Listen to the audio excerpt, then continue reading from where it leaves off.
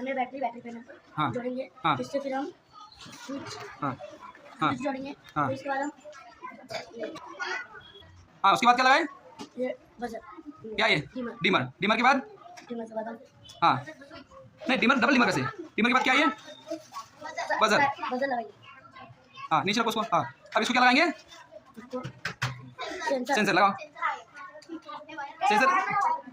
Sensor हम cable से connect करेंगे, ठीक है? उसके होल किधर साइड में देखना आपने? अभी आ रहा है। हाँ सेंसर से बजर बजेगा। ये हाँ लाइट ऑन करना, फिर इसको करना। हाँ अभी बजर शुरू हो रहा है, तो इसके लिए क्या करना पड़ेगा हम लोग? अगर वो बजर ये बजर घुमाएंगे आवाज अगर हम इसके नजदीक जाएंगे तो ये बजने लगेगा। ये आवाज सामने से करते हैं। अगर हम इसके नजदीक जाएंगे तो बजने लगेगा और दूर जाएंगे तो बंद हो जाएगा। चलो दो बच्चों बोला, 2 3। हमारा इसके पास हो जाएगा कि बजने लगेगा, दूर हाँ जाएगा कि बंद हो जाएगा। शाबाश। नज़दीक जाके 2 मिनट खड़े रहे, जाओ हो सकती। हाँ